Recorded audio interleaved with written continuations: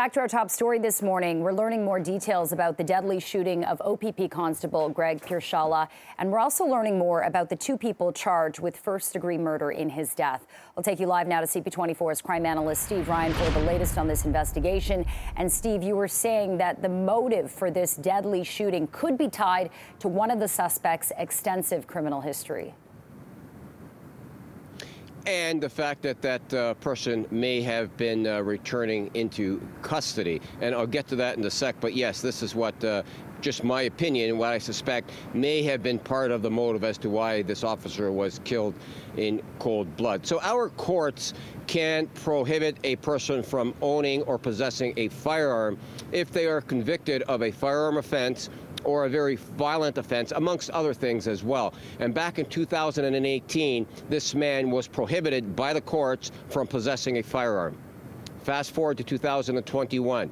According to the OPP, the allegations are that the same individual was arrested and charged with several other firearm offenses and assaulting a police officer.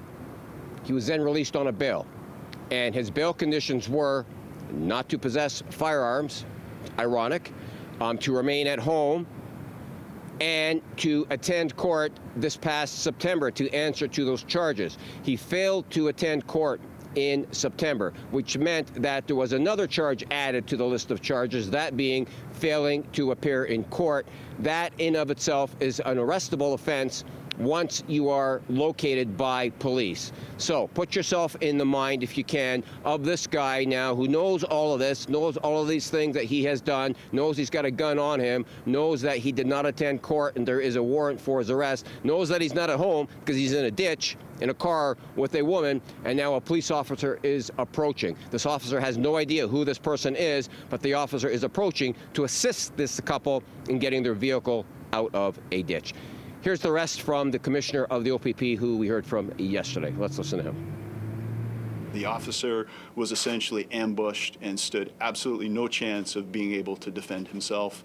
The motives behind that, the circumstances, the timing of which are all part of the active ongoing investigation. Did you know if he fired any shots himself? He did not discharge his firearm. So had that guy been identified, he would have been arrested on the spot, brought back to the courts, and most likely would not have been released because he's already shown once that he could not be trusted to attend court as he was expected to in September. And lastly, very quickly, both the couple, the man and the woman, were charged with first-degree murder, and that's because anytime you are accused of killing a police officer, of murdering a police officer, that is the automatic charge. Send it back to you.